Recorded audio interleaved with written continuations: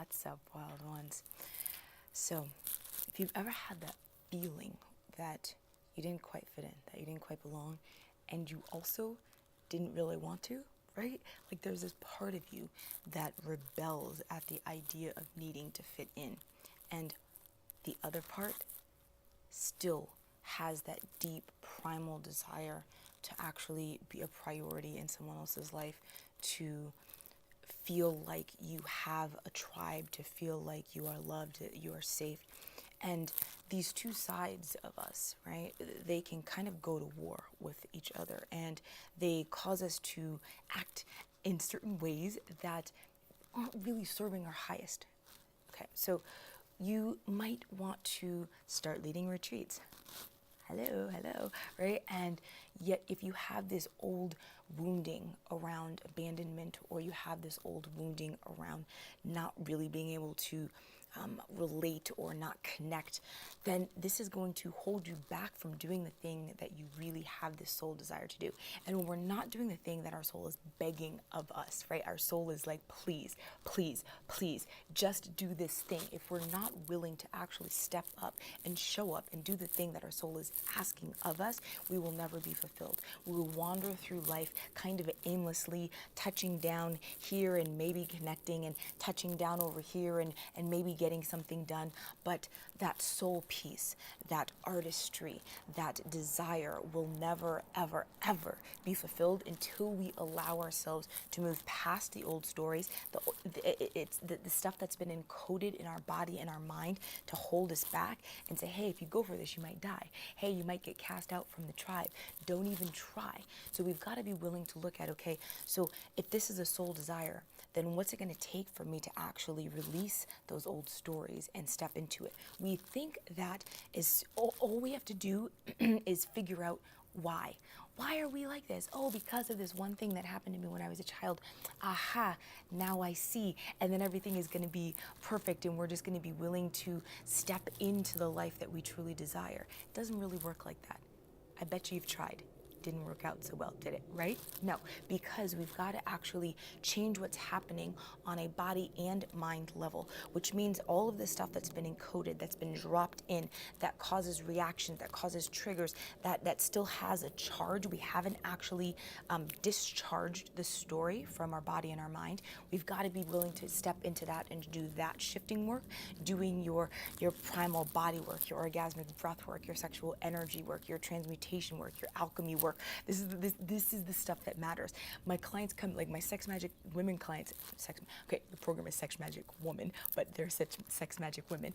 They come in and they're like, okay, here's the thing, and this with my intimacy, or this with my message and my branding, this with my art, this is what's going on in my body. And they've done the work, they've done the personal growth work, and they're like, why hasn't it shifted? Right? We've done all of the things, and we're like, why hasn't it shifted? Because we haven't actually shifted it in our body.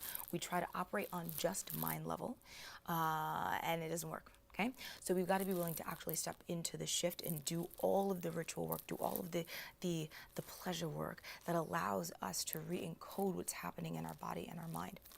And once that happens, we can then look at, okay, so if I felt like the outsider and it's been holding me back from doing what I came here to do, then what story am I now willing to tell, right? What story am I now willing to share with the world by how I'm showing up? And if you're worried about, let's say you want to have a party, you want to hold a retreat, you want to book a stage, you want to do something major, you want to book a gallery, and you're afraid, sorry, my allergies like, but you're afraid that they're not going to show up.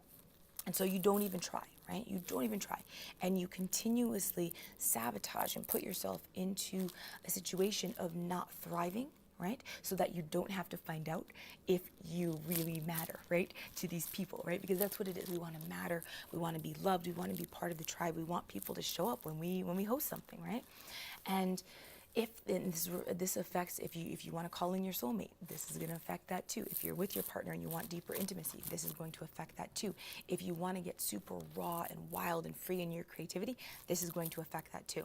So you want to hold whatever it is, you want to host a thing, and you're holding yourself back. It's time to drop into a sense of, okay, if I want this to matter to the people who, so that this becomes a priority in their life and they are willing to become an embodied commitment to this work that I'm sharing with the world, where am I not being that embodied commitment in my own life, to my own work, to the people who matter in my life? How am I not showing up for them, right?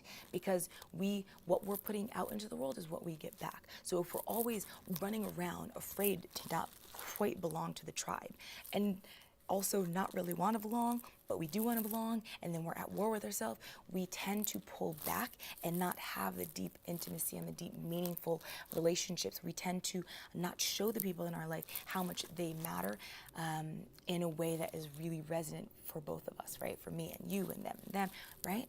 And until we can look at that and how we are not being the embodied commitment to showing up fully and making sure that we put the people who matter in our life, we let them know that they matter, and we let them know that they're a priority, and we don't shy away from it. We don't half-ass it. We don't kind of get intimate, right, with the people we care about and then pull back. We're all in. Until we're willing to be all in, then other people aren't going to be willing to be all in on the thing that matters most to you. So look at that and just check in. If you've been that outsider, you've been that black sheep, you're a freaking indigo child, creative, wild empath who has really had trouble touching down in this planet, on this planet, doing the whole humaning thing, then look at how you're still fighting that, how you're still not willing to touch down, how you're still not willing to go all in on your relationships, to go all in on your art, to go all in on your business, to go all in on your mission in the world, your soul's work, and then look at how that's being reflected back by people not willing to go all in with you, okay? Awesome. That's it. I love you guys. If this resonates, of course, make sure you are subscribed if you're watching this on YouTube. If you are over on Facebook, then, go subscribe on YouTube too. It's pretty easy. And make sure you hit like and share this out if this resonates with you and you feel like you got some peeps that this might help them to step into their own greatness and their own primal wild, then make sure that you share this out with them. I love you guys. Thank you so much for watching. Make sure you grab the free video series. Link is in the description. That's it. I will see you guys next time. Bye. I love you guys.